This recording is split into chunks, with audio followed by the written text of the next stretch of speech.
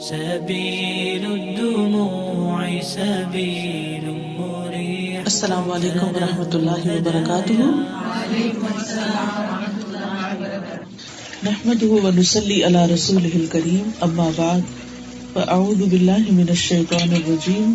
بسم اللہ الرحمن الرحیم.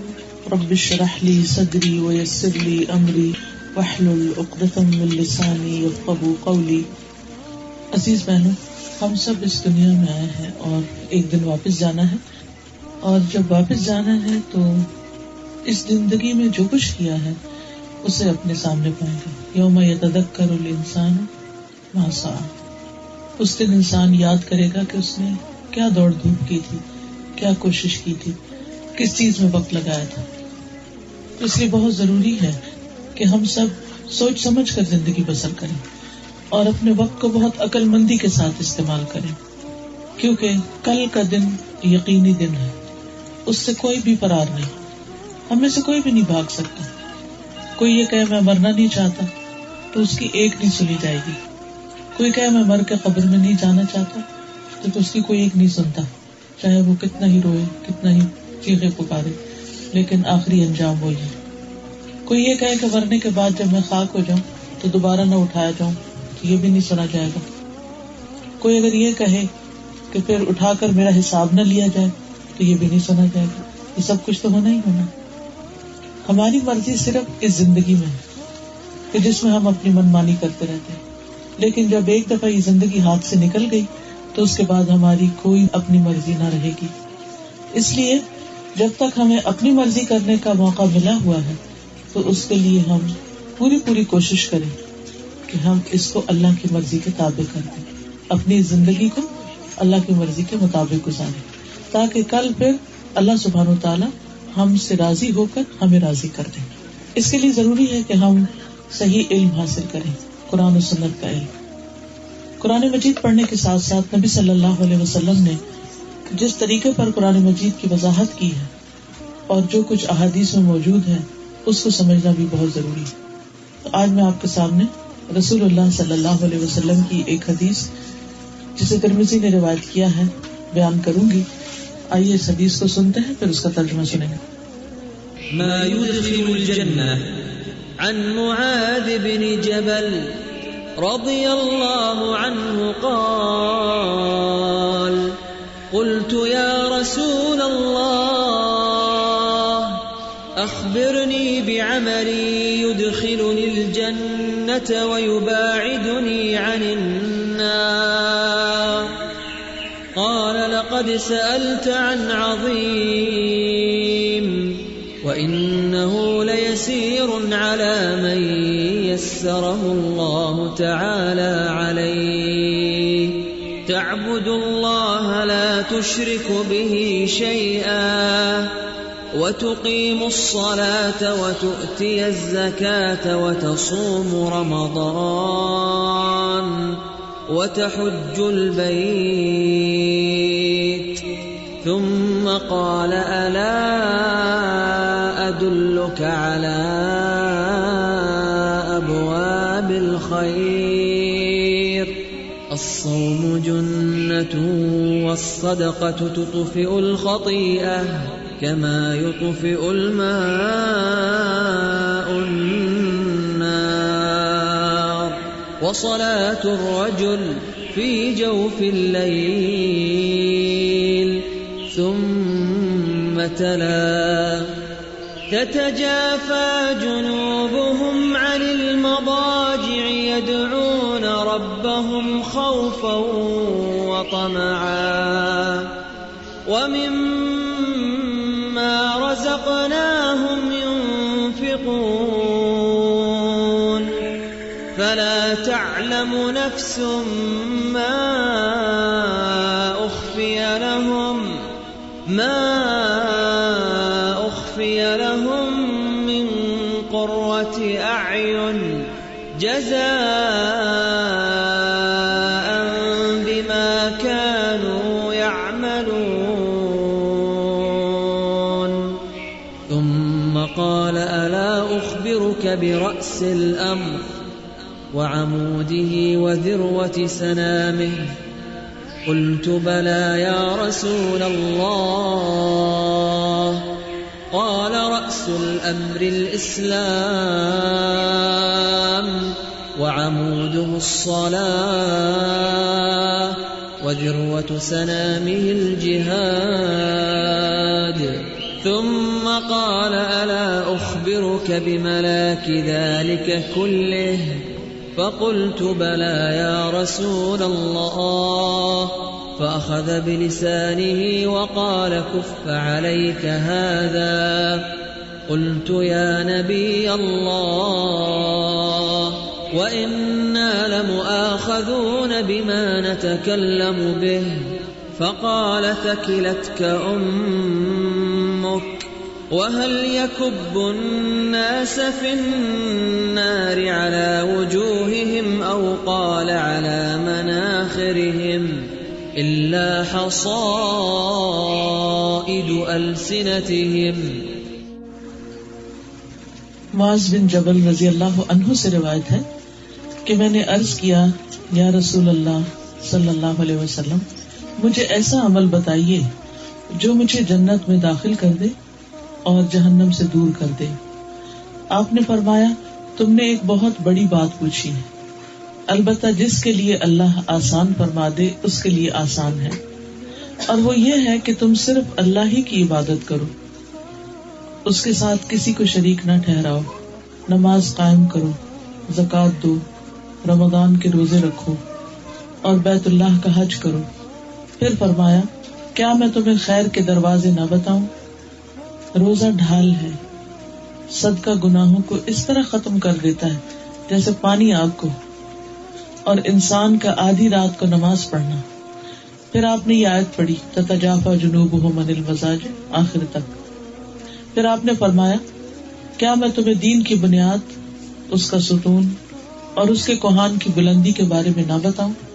میں نے کہا یا رسول اللہ کیوں نہیں؟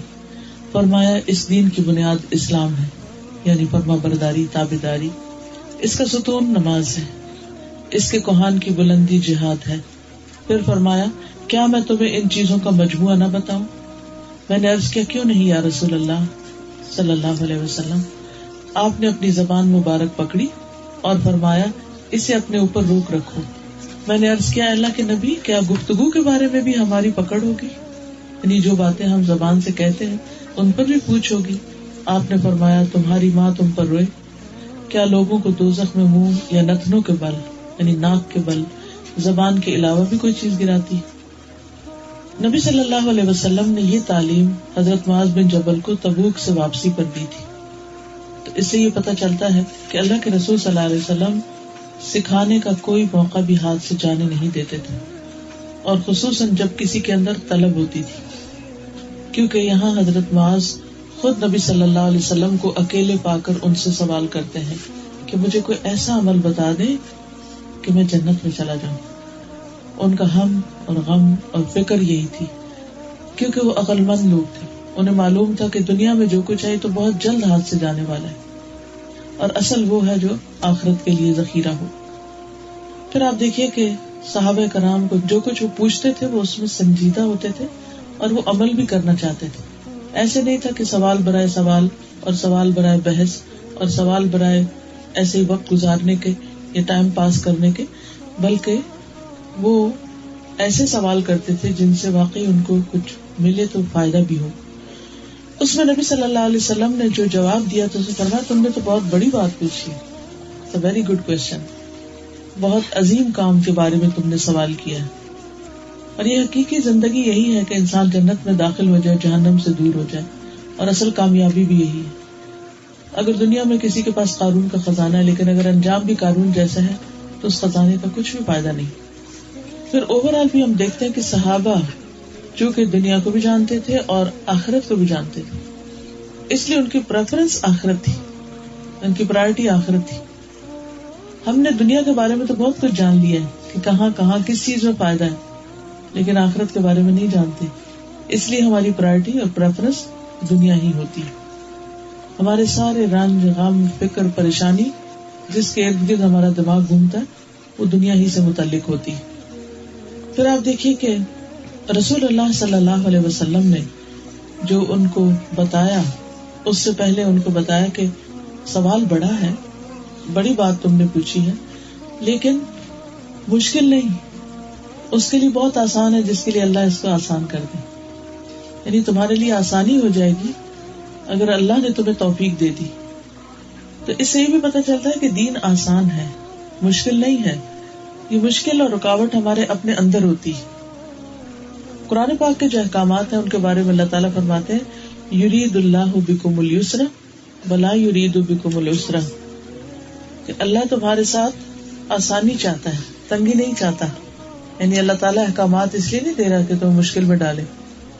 لیکن کیا بات ہے کہ ہم میں سے بہت سے لوگ دین پر عمل کرنے کو مشکل سمجھتے ہیں، حالانکہ دنیا کے کئی کام اس سے بھی کہیں زیادہ مشکل ہوتے ہیں اور ان میں ان کا بہت دل لگتا ہے، وہ مشکلیں آسان لگتی ہیں.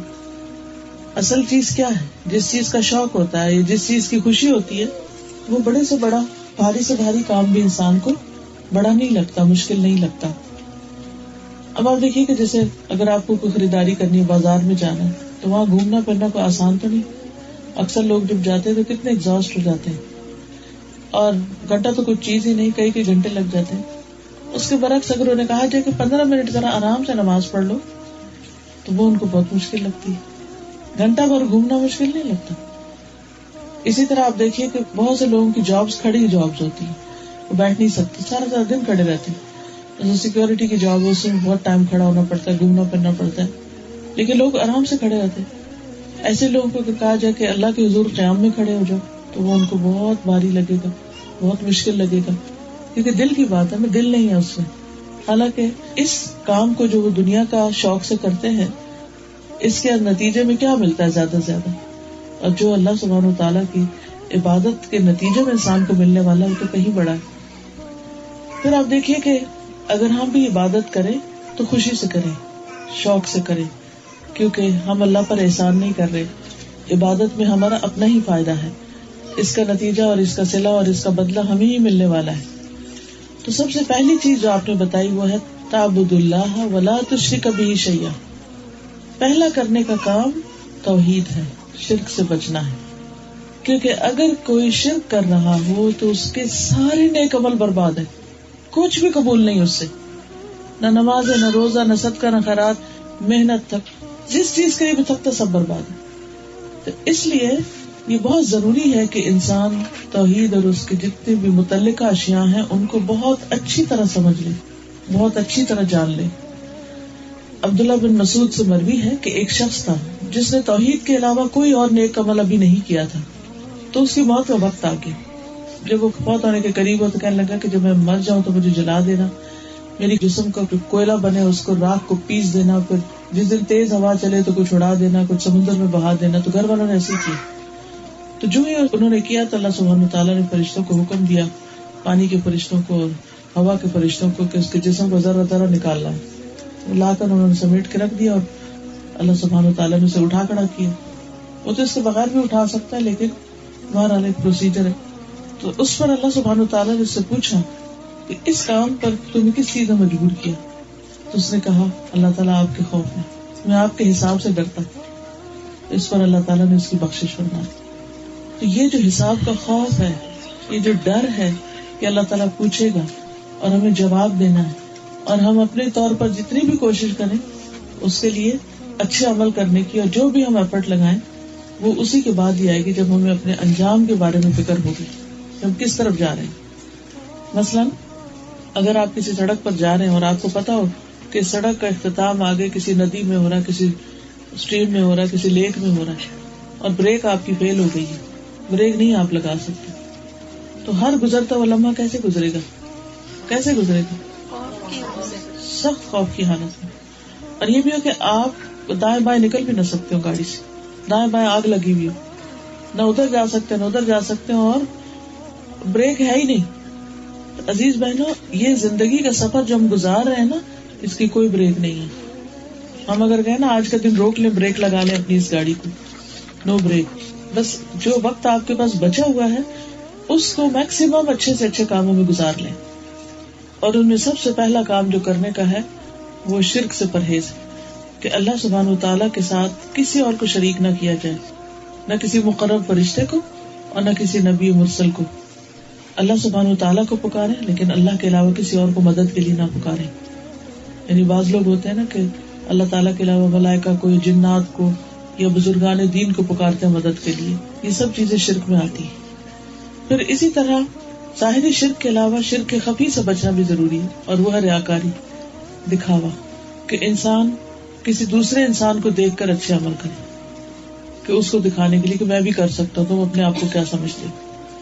حدیث میں آتا ہے، ابو سعید خدری کہتے ہیں کہ ایک دفعہ رسول اللہ صلی اللہ علیہ وسلم ہمارے پاس آئے تو ہم دجال کا ذکر کر رہے تھے. آپ نے فرمایا میں تمہیں کسی ایسی چیز کے بارے میں نہ بتاؤں جو میرے نزدیک تمہارے لیے دجال سے بھی زیادہ خطرناک ہے؟ کیا اس کے بارے میں بتاؤں تم کو؟ ہم نے کہا کیوں نہیں. فرمایا چھپا ہوا شرک، اور وہ یہ ہے کہ آدمی نماز پڑھنے کے لیے کھڑا ہوتا ہے، جب اسے معلوم ہوتا ہے کہ کوئی دیکھ رہا ہے تو اپنی نماز خوبصورت بنا لیتا ہے، یعنی لوگوں کو دیکھ کر اپنی نماز اچھی کرنے لگتا ہے. ویسے اس نماز کی کوئی کوالٹی نہیں، لیکن جو ہی دیکھا کہ کوئی آ گیا کمرے میں، کوئی دیکھ رہا ہے تو بہت اچھے سے صحیح ہو کے کھڑا ہو گیا. تو وہ نماز اللہ تعالیٰ کی تو نہیں نا، وہ تو پھر بندوں کے لیے. اسی طرح کسی انسان کا کوئی عمل ویسے اس میں کوئی کوالٹی نہ ہو، لیکن جب دیکھے کہ لوگ دیکھ رہے ہیں تو بہترین کوالٹی اس میں لے آئے. تو لوگوں کی وجہ سے اچھے کام کرنا یہ بھی شرک میں آتا ہے. پھر فرمایا نماز قائم کرو، زکوٰۃ دو، رمضان کے روزے رکھو اور بیت اللہ کا حج کرو. پھر اس کے بعد آپ نے فرمایا الا ادلک علی ابواب الخیر، کیا میں تمہیں خیر کے دروازوں کے بارے میں رہنمائی نہ کروں، خیر اور بھلائی کے بارے میں نہ بتاؤں کہ جہاں سے تم داخل ہوگے تو نیکیوں کے موقع ملیں گے. یعنی اگر واقعی تم جنت میں جانا چاہتے ہو تو پھر تمہیں راستہ چاہیے. تو راستے پہ جب تم جاؤ گے تو آگے کچھ دروازے آئیں گے، ان دروازوں سے گزرو گے تو پھر ہی تم جنت میں پہنچ سکتے ہو.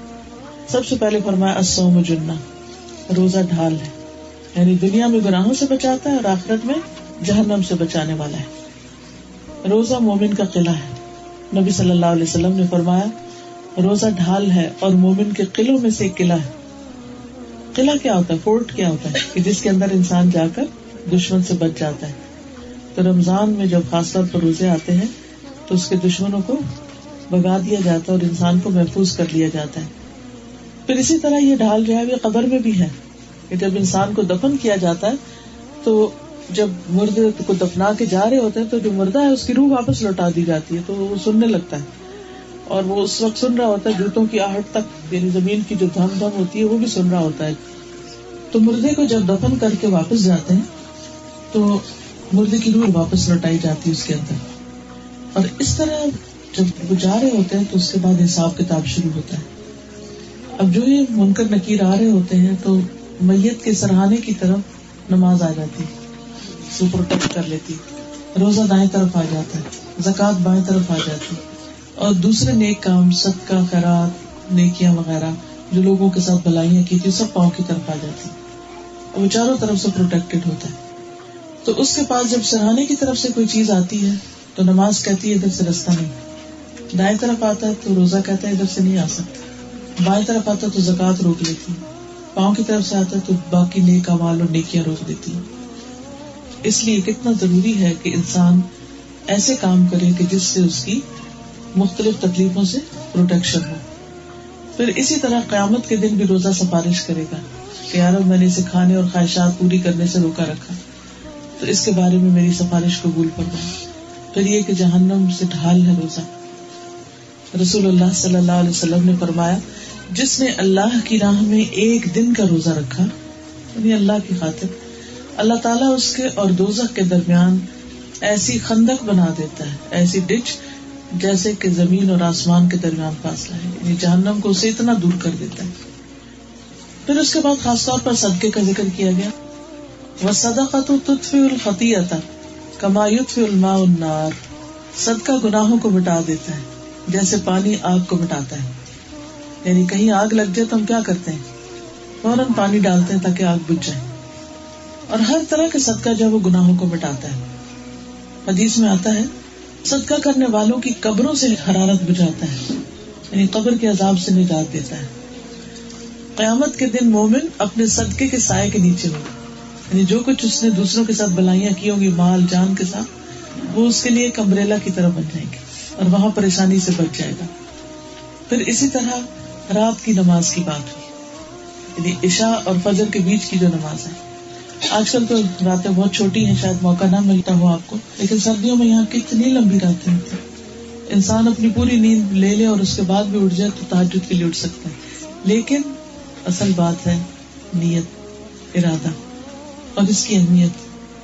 قرآن مجید میں اللہ تعالیٰ فرماتے ہیں ان کے پہلو بستروں سے جدا رہتے ہیں, وہ اپنے رب کو ڈرتے ہوئے اور امید کے ساتھ پکارتے ہیں, اور ہم نے انہیں جو کچھ دیا ہے اس میں سے خرچ کرتے ہیں. بس کوئی نہیں جانتا ان کے لیے آنکھوں کی ٹھنڈک میں سے کیا کچھ چھپا کر رکھا گیا ہے اس عمل کی جزا کے لیے جو وہ کیا کرتے تھے. اور پھر آپ صلی اللہ علیہ وسلم نے یہ جو آیت ہے یہ پڑھی اور لوگوں کو بتائی کہ کوئی نہیں جانتا ان کی آنکھوں کی ٹھنڈک کے کیسے کیسے سامان ہیں. کتنی راحتیں ہیں ایسے لوگوں کے لیے جو رات کو اٹھ کر نماز پڑھتے ہیں. فرض نماز کے بعد سب سے زیادہ فضیلت والی نماز جو ہے وہ رات کی نماز ہے. ایسی نماز جس کی نیت کر کے سونے پہ بھی اجر مل جاتا ہے. یعنی اگر آپ نے تہجد کی نیت کی اور اٹھ نہیں سکے تو بھی آپ کو اجر ملے گا. یا آپ کی تڑپ ہے, دعا ہے, یا اللہ مجھے توفیق دے, مجھے شوق ہے میں کر سکوں, تو اس پر بھی انشاءاللہ اجر مل جائے گا. رسول اللہ صلی اللہ علیہ وسلم نے فرمایا رات کا قیام لازم پکڑو, وہ تم سے پہلے کے نیک لوگوں کا طریقہ ہے اور تمہارے رب کے قرب کا ذریعہ, برائیوں کا کفارہ اور گناہوں سے رکاوٹ ہے, پھر سلامتی سے جنت میں داخل ہونے کا ذریعہ. ایسے لوگوں کے لیے جنت میں بالا خانے ہیں, خوبصورت گھر ہیں جن کے اندر سے باہر اور باہر سے اندر نظر آتا ہے. پھر اس کے بعد نبی صلی اللہ علیہ وسلم نے فرمایا کیا میں تمہیں نہ خبر دوں برأس الامر کہ اس دین کی اصل بنیاد کیا ہے, وہ عمود ہی و ضربت سنامی ہی, اور اس کی بلندی ہائٹ اور اس کی کوہان کی بلندی کیا ہے. فرمایا رأس الامر الاسلام, کہ اس معاملے کا, اس کام کا جو مرکزی نقطہ ہے وہ اسلام ہے, جس کام کے لیے انسان کو پیدا کیا گیا ہے, کہ انسان ظاہری طور پر اور اندرونی طور پر اللہ سبحانہ تعالیٰ کے لیے سرنڈر کر دے, اللہ تعالیٰ کے احکامات کے آگے جھک جائے. اور دین اسلام کو اللہ کا پسندیدہ دین قرار دیا گیا. اور ہم سب سے کیا کہا گیا, یا ایھا الذین آمنوا ادخلوا فی السلم کافۃ, اے لوگوں جو ایمان لائے ہو دین میں پورے کے پورے داخل ہو جاؤ. ولا تتبعوا خطوات الشیطان, اور شیطان کے قدموں کی پیروی نہ کرو. شیطان کی بات نہیں مانو, اللہ کی بات مانو. اور حقیقت یہ کہ اسلام انسان کو سلامتی دینے کے لیے, جیسے نبی صلی اللہ علیہ وسلم نے فرمایا اسلموا تسلموا, اسلام لے آؤ تو تم سلامت رہو گے اور پچھلے سارے گناہ بھی معاف ہو جائے گی. یعنی جو شخص مسلمان ہوتا ہے وہ ایسے ہو جاتا ہے جیسے اس کی ماں نے اسے اسی دن جنم دیا ہو. پھر یہ ہے کہ اسلام کی کچھ نشانیاں ہیں, علامتیں ہیں, اور وہ کیا ہے, نماز, روزہ, حج, زکوٰۃ وغیرہ قائم کرنا, کثرت سے سلام کرنا, اور دوسروں کو کھانا کھلانا, اور پھر اپنے ہاتھ پاؤں سے دوسروں کو محفوظ رکھنا. نبی صلی اللہ علیہ وسلم سے پوچھا گیا رسول اللہ صلی اللہ علیہ وسلم سب سے افضل اسلام کون سا ہے؟ فرمایا جس کی زبان اور ہاتھ سے دوسرے محفوظ رہے. پھر کھانا کھلانا اور سلام عام کرنا, ہر شخص کو سلام کرنا, جس کو انسان پہچانتا ہو اور جس کو نہ پہچانتا ہو.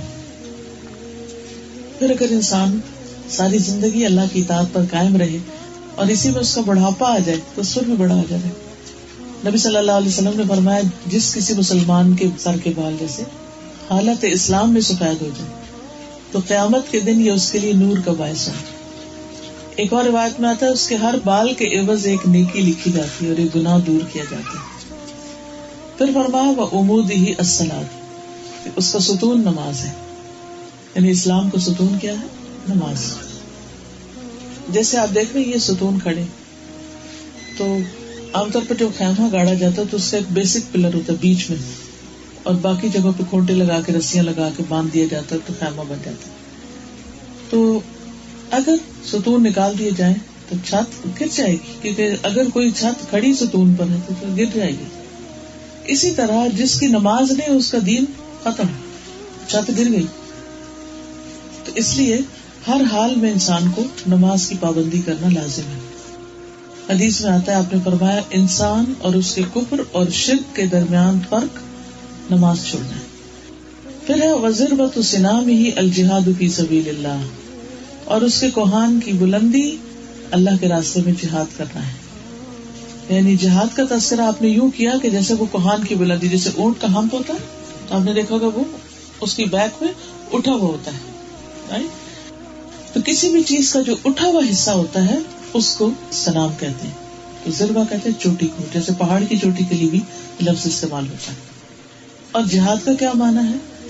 اللہ کے راستے میں اللہ کے دین کو سیکھنے کے لیے، عمل کرنے کے لیے، دوسروں کو سکھانے کے لیے، اس کو سب تک پہنچانے کے لیے اپنی ساری ایفرٹ لگا دینا. جہاد کہتے ہیں اٹ موسٹ ایفرٹ کو، کہ دین پر اگر عمل کرنا ہو تو اس کے لیے بہت ضروری ہوتا ہے کہ انسان اسٹرگل کرے. کیونکہ ایک تو اندر نفس ہے، کہتے ہیں نا کہ سب سے بڑا جہاد اپنے نفس کے خلاف جہاد کرنا. پھر شیطان ہے، اس سے لڑائی. پھر اس کے بعد بہت سے عزیز دوست رشتے دار آ جاتے ہیں جو آپ کو کہیں کھڑے نہیں ہونے دیتے. پھر اس کے بعد آپ کے بہت سارے اور رکاوٹیں آتی. تو بیسیکلی کسی بھی رکاوٹ کو ہٹانے کے لیے جو ایفرٹ کی جاتی ہے اللہ کے راستے میں جاتے ہوئے، وہ جہاد کہلاتا ہے. اس میں ایک سٹیپ قتال بھی آتا ہے کہ جب اس رکاوٹ کو دور کرتے کرتے کرتے کرتے بعض اوقات ایسی سچویشن آ جاتی ہے جیسے نبی صلی اللہ علیہ وسلم کے زمانے میں کہ مشرکین مکہ کسی حال میں ان کو اسلام پر عمل نہیں کرنے دے رہے تھے. کوئی نماز پڑھتا تھا تو اس کی پٹائی ہوتی، کوئی قرآن پڑھتا تو اس کو مار مار کے بے ہوش کر دیا جاتا. اب تو آپ اللہ کا شکر کریں کہ اتنی مذہبی آزادی ہے، آپ جتنا چاہیں بیٹھ کے دن بھر قرآن پڑھیں، مسجدیں بنائیں، مسجدیں آباد کریں، آپ کو الٹا سپورٹ ملتی ہے، کوئی کچھ کہنے والا نہیں. لیکن ایک وقت تھا کہ مسلمان مدینہ سے چل کر آگے تھے لیکن ان کو مکہ میں انٹر ہی نہیں ہونے دیا گیا تھا. ایسی ایسی رکاوٹیں تھی. اور پھر مکہ سے کفار اٹھ کے مدینہ چلے جاتے اور جا کے ان کو ختم کرنے کی فکر کرتے، تو اس وقت ان کو اپنی جان اور مال اور ہر چیز کے ساتھ ان دشمنوں کے ساتھ مقابلہ کرنا پڑا. لیکن عام زندگی میں جنگ کا ایسا موقع نہیں ہوتا، تو یہ نہیں کہ جہاد ہوتا ہی نہیں. ہر شخص کے اوپر کسی نہ کسی درجے میں لازم ہے کہ وہ ایفرٹ لگائے، اسٹرگل کرے. مثلاً قرآن مجید میں آتا ہے سورۃ الفرقان میں وَجَاهِدْهُمْ بِهِ جِهَادًا كَبِيرًا، کہ جہاد کرو اس قرآن کے ساتھ جہاد کبیر. اب قرآن کے ساتھ جہاد کیا ہوگا؟ تو اس کو زیادہ سے زیادہ لوگوں تک پہنچاؤ. اور یہ مکی صورت ہے، مکہ میں تو کوئی تلوار نہیں تھی، کچھ نہیں تھی، تو اس وقت بھی جہاد کا لفظ استعمال کیا گیا. مدینہ میں بھی کیا گیا، اس وقت اس کا کانٹیکسٹ کچھ اور تھا. تو ہر دور میں ہر سچویشن میں کانٹیکسٹ الگ ہوتا ہے. تو انسان کے لیے دین کیا سکھاتا ہے کہ لیزی ہو کے نہیں بیٹھ جانا، بلکہ کچھ نہ کچھ اسٹرگل جاری رکھنی نیکی کے کاموں کے لیے. تو جب بھی نیکی کرنے کے لیے، نیکی پھیلانے کے لیے آپ کوئی ایفرٹ لگاتے ہیں جان سے، مال سے، وقت سے، تو سب جہاد شمار ہوتا ہے کہ اس سے دین کو بلندی حاصل ہوتی ہے. پھر فرمایا کہ کیا میں تمہیں ان سب چیزوں کی اصل نہ بتاؤں؟ یعنی کوئی ایسی چیز بتاؤ جس سے تم ان سب چیزوں کے مالک ہو جاؤ کہ جو بھی نیکیاں کرو پھر تمہیں فائدہ دے. اور وہ کیا ہے؟ آپ صلی اللہ علیہ وسلم نے زبان کو پکڑا اور فرمایا کف علیک ھذا، اس کو روک کر رکھو. تو حضرت معاذ کو بڑی حیرت ہوئی کہ اچھا زبانی باتوں پر بھی پکڑ ہوگی. آپ نے فرمایا ثقلتک امک، تمہاری ماں تجھے روئی. یعنی اصل میں ابھارنا اور ترغیب دلانا مقصود ہوتا ہے کہ تم کیا سمجھتے. پھر آپ نے فرمایا کہ وَهَلْ يَكُبُّ النَّاسَ فِي النَّارِ عَلَى وُجُوهِهِمْ، یا کہا عَلَى مَنَاخِرِهِمْ إِلَّا حَصَائِدُ أَلْسِنَتِهِمْ، کہ لوگوں کو منہ کے بل یا ناک کے بل جہنم میں کیا زبانوں کے علاوہ بھی کوئی چیز گراتی ہے. یہ زبان ہی کی باتیں ہیں جو انسان کو ذلیل کرتی، کیونکہ کبھی انسان منہ سے کلمہ شرک نکال دیتا ہے، سب کیا کرایا جائے. کبھی کوئی کفریہ بات نکال دیتا ہے، کوئی ناشکری کی بات نکالتا ہے، کبھی کوئی بے حیائی کی بات کرتا ہے. تو کوئی حد ہی نہیں ہے بری باتوں کی. تو جب انسان اپنی زبان کو گندی باتوں میں استعمال کرتا ہے تو وہ اس کے لیے پکڑ کا باعث بنتی ہے. لیکن اگر انسان سوچ سمجھ کے بات کرتا ہے تو اس کے لیے اجر ہی اجر ہے. اب مثلاً آپ دیکھیں کہ ابو لہب کس وجہ سے ہلاک ہوا تھا. اسی طرح باقی بھی جو جتنے نبی صلی اللہ علیہ وسلم کے دشمن تھے ان کی ہلاکت کی وجہ کیا تھی کہ انہوں نے آپ کا اقرار نہیں کیا اور آپ کے ساتھ زیادتی کی، اپنی زبان کے ساتھ، اپنے ہاتھوں کے ساتھ. پھر اسی طرح بغیر سوچے سمجھے بولنا، بس بولتے چلے جانا. کیونکہ جب انسان سوچے سمجھے بغیر بولتا ہے تو بعض اوقات ایسی بات نکل جاتی ہے اس کو اس کو دھیان بھی نہیں ہوتا، پھر توبہ بھی نہیں کرتا اس پر کہ اس نے کوئی غلط بات کی. فرمایا اس وجہ سے جو اس نے بے سوچے سمجھے کہ اس پر بھی پکڑے کہ جس کو وہ کوئی امپورٹنس نہیں دیتا اور اسی وجہ سے وہ جہنم میں چلا جاتا. اس لیے کتنی زبان روک کے رکھنے کی ضرورت ہے، کتنی سوچ سمجھ کے بولنے کی ضرورت ہے. پھر اسی طرح اگر کسی کو تانا دینے میں، کسی کو کہنا تھوڑا قد چھوٹا ہے، کسی کو کہنا تھوڑی ناک موٹی ہے، کسی کو کچھ جو بلی کرنا ہوتا ہے، یہ بھی بہت بڑا جرم ہے، کبیرہ گناہ ہے اسلام میں. ہمیں اپنے بچوں کو بھی بتانا چاہیے تاکہ وہ اسکولوں میں ایسے کسی بھی کام سے رک جائیں. پھر اسی طرح بعض اوقات ایک برا جملہ انسان کو ایمان سے محروم کر دیتا ہے. حذیفہ کہتے ہیں کہ نبی صلی اللہ علیہ وسلم کے دور میں بعض اوقات انسان کوئی جملہ بولتا اور اس کی وجہ سے منافق ہو جاتا، ایک سینٹینس کی وجہ سے منافق ہو جاتا تھا. اور وہ کہتے ہیں کہ اب میں ایک مجلس میں تم میں سے ایسے 4 کلمے سنتا ہوں، تم لوگ بات کرتے ہوئے پرواہ نہیں کرتے. ایک دفعہ نبی صلی اللہ علیہ وسلم کے پاس کچھ مال آیا تو آپ نے 4 آدمیوں میں تقسیم کر دیا جو نئے مسلمان ہوئے تھے، اور فرمایا کہ یہ مال دے کر میں ان کی دل جوئی کرنا چاہتا ہوں تاکہ اسلام میں اور آگے آگے اسلام کے فائدے کی ہوں گے. تو اس پر ایک شخص ناراض ہو گیا اور بولا آپ نے انصاف نہیں کیا. آپ نے فرمایا اس کی نسل سے ایسے لوگ پیدا ہوں گے جو دین سے باہر نکل جائیں گے. زبان کے کلمے کی وجہ سے آپ نے انصاف نہیں کیا. اور آپ دیکھیے کہ ہم کتنے ججمنٹل ہوئے کرتے ہیں ہر ایک کے اوپر تبصرہ کرنے میں، اور کوئی مجبوری ہو، کوئی کانٹیکسٹ ہو، ہم اپنی رائے دے دیں گے بس، نہیں ایسے نہیں ایسے. حالانکہ بعض اوقات ہماری رائے ٹوٹلی غلط ہو سکتی. بہت سے لوگ بالکل بغیر سوچے سمجھے باتیں کر رہے ہیں، دوسروں کے بارے میں پہلے بدگمانی کی، پھر اس کے بارے میں کوئی اپنے پاس سے رائے قائم کر لی، اور پھر جو دل میں آیا اس کے اوپر تبصرے کی، اور ڈرتے نہیں اللہ سے. ایک اور روایت میں بھی آتا ہے کہ ایک آدمی نے کہا اللہ کی قسم اللہ فلاں آدمی کی مغفرت نہیں کرے گا، اللہ فلاں کو نہیں بخشے گا. کئی لوگ تو دوسروں کو مذاق میں بھی یا ویسے ہی کہہ دیتے تجھے نہیں اللہ بخشے گا، نعوذ باللہ. تو اللہ تعالیٰ نے فرمایا یہ کون آدمی ہے جو میرے بارے میں قسم کھا رہا ہے کہ اللہ فلاں آدمی کی بخشش نہیں کرے گا، میں نے اس کو تو بخش دیا اور تیرے سارے اعمال ضائع کر دیے. تو یہ ایک جملہ، یہ بھی ججمنٹل ہونا ہے کہ آپ کو کس نے ججمنٹ کا اختیار دیا ہے. ایک برا عمل انسان کے سارے اعمال ضائع کر سکتے ہیں. آپ صلی اللہ علیہ وسلم نے فرمایا جس نے یہ کہا کہ لوگ ہلاک ہو گئے وہ خود ان سب سے زیادہ ہلاک ہونے والا ہے. آپ کو کوئی حق نہیں کہ کسی کو ہلاکت میں ڈالیں، کیونکہ دل تو اللہ کے ہاتھ ہے، جب کسی کا چاہے پھیر دے. ہم یہ نہیں کہہ سکتے فلاں کو تو اللہ نے ہدایت ہی نہیں دینی، نہ کبھی بھی نہیں. اللہ ہے جسے چاہے ہدایت دے، ہم کون ہیں. تو کسی سے بھی ہوپ لیس نہ ہو، اچھا گمان رکھے، کیونکہ جب ہم منفی باتیں کرتے ہیں نا اور ہوپ لیس ہو جاتے ہیں تو پھر دوسرے بھی کہتے ہیں اچھا بس ٹھیک ہے. پھر اسی طرح بعض اوقات بری باتوں کی وجہ سے نعمتیں چھن جاتی ہیں.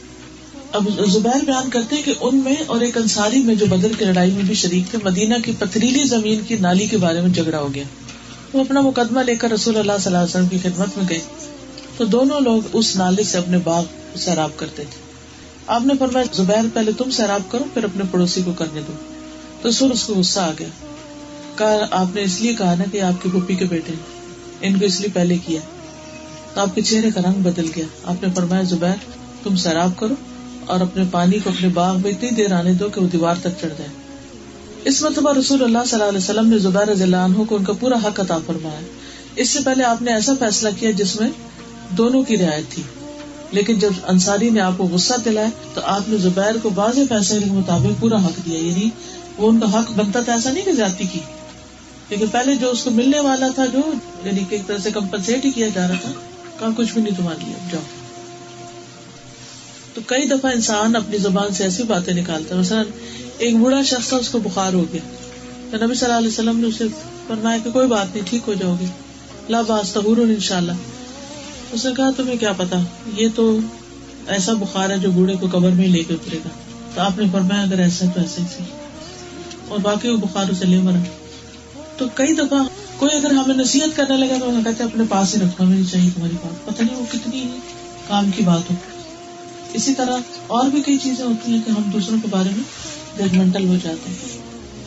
تو بنیادی طور پر یہ حدیث بہت ہی خوبصورت حدیث ہے جس میں ہمیں دین کا ایک جامع نقشہ نظر آتا ہے، جس میں عبادات بھی ہیں، اخلاق معاملات بھی ہیں، آخرت کی باتیں بھی ہیں، اور پھر خاص طور پر ساری چیزوں میں سے ٹاپ پر زبان کا صحیح استعمال کیونکہ جس طرح شرک اعمال برباد کر دیتا ہے، اسی طرح انسان کی زبان کا، اپنے اندر کی زبان کا غلط استعمال انسان کے اعمال کو برباد کر دیتا ہے. تو اس حدیث سے پتہ چلتا ہے کہ ایک تو صحابہ کرام کے سوال بہت اچھے تھے، دوسرے یہ کہ ان کو آخرت کی بہت فکر ہوتی تھی، تیسرے یہ ہے کہ وہ نیکیوں میں بڑے حریص تھے، نیک کام کرنے کے طریقے پوچھتے رہتے تھے. پھر یہ ہے کہ یہ یاد رکھنا چاہیے کہ جتنی بھی ہمیں طریقے معلوم ہوں، عمل اسی وقت ہوتا ہے جب اللہ توفیق دیتا ہے. تو اسی لیے آپ نے فرمایا کہ یہ آسان ہے جب اللہ آسان کر دے. پھر اسلام کے 5 ارکان جن میں رسالت بھی شامل ہے، عبادت بھی، اس کا ذکر کیا گیا.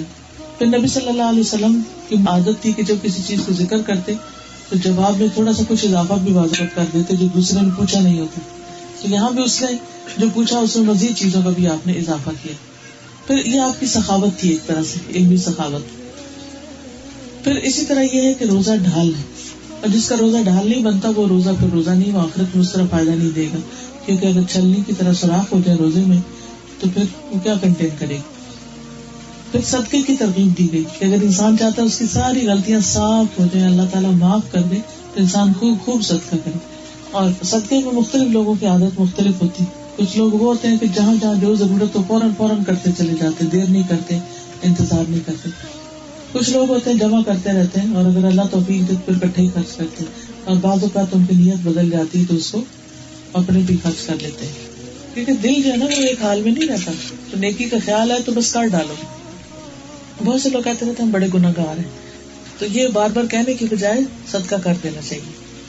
نبی صلی اللہ علیہ وسلم نے فرمایا 7 آدمی ایسے ہیں جنہیں اللہ تعالیٰ قیامت کے دن اپنے سائے میں جگہ دے گا، جبکہ اس کے سائے کے سوا کوئی سایہ نہ ہوگا. وہ شخص جس نے اتنا پوشیدہ صدقہ کیا کہ اس کے بائیں ہاتھ کو بھی پتہ نہ چلا کہ دائیں نے کیا دیا، یہ بالکل چھپ کے دیتا ہے. اور پھر یہ ہے کہ اس حدیث سے یہ بھی پتہ چلتا ہے کہ نبی صلی اللہ علیہ وسلم اپنی بات سمجھانے کے لیے قرآن سے بھی دلیل لیتے تھے. اسی لیے تہجد کی بات کی تو قرآن کی آیت پڑھ کر سنائی. پھر اسی طرح جب آپ نے آیت پڑھ کے سنائی بیچ حدیث کے تو تعوذ نہیں پڑھا. اس یہ قاعدہ بھی پتہ چلتا ہے کہ اگر بات کرتے کرتے کوئی آیت کوٹ کرے تو اعوذ باللہ پڑھ کے نہیں ضرورت شروع کرنے کی، جو شروع کی اعوذ باللہ وہی کافی ہو جائے گی. پھر اسی طرح قیام اللیل کی ترغیب دی گئی ہے اس میں، اور اس کو بہترین عمل بتایا گیا. نماز دین کا ستون ہے، اسی لیے بعض علماء نے یہ کہا کہ جو نماز نہیں پڑھتا اس کو کوئی دین ہی نہیں. پھر ان سب کا خلاصہ کیا؟ سارے نیک اعمال کا زبان کو روک لینا، کیونکہ خطرناک آلہ ہے انسان کے اندر، جس سے فائدہ بھی بہت ہو سکتا ہے اور نقصان بھی بہت ہو سکتا ہے. اور پھر یہ ہے کہ قول اور فعل میں تضاد نہیں ہونا چاہیے کہ انسان جو کہے وہ پھر کر کے بھی دکھائے. پھر اسی طرح یہ کہ صحابہ کرام جو تھے وہ اپنے اندر کوئی اشکال نہیں رکھتے تھے، کنفیوژن نہیں چھوڑتے تھے. جس چیز کے اوپر عمل کرنا ہوتا تھا اس کے بارے میں واضح علم حاصل کر لیتے تھے. ہمیں بعض اوقات بہت سے مسائل کا نہیں پتا ہوتا، نماز کے اندر کئی چیزیں نہیں پتا، لیکن ہم شرم کے مارے کسی سے بھی نہیں پوچھتے اور اس طرح جہالت میں زندگی بسر کرتے رہتے ہیں. تو اس کا حل کیا ہے؟ جو نہیں آتا اس کے بارے میں پوچھ لیا جائے، ایٹ لیسٹ فرائض کو صحیح طور پر ادا کیا جائے. پھر یہ ہے کہ جب ہم نبی صلی اللہ علیہ وسلم سے کوئی حدیث روایت کریں یا بیان کریں تو اس کو صحیح طور پر ایز اٹ از بیان کریں، اپنے پاس سے اس کے من مانے مطلب نہ نکالیں. اللہ تعالی ہمیں عمل کی توفیق عطا فرمائے. آخر دعوانا ان الحمد للہ رب العالمین. سبحانک اللہم و بحمدک اشہد ان لا الہ الا انت استغفرک و اتوب الیک. السلام علیکم و رحمۃ اللہ وبرکاتہ. سبيل الدموع سبيل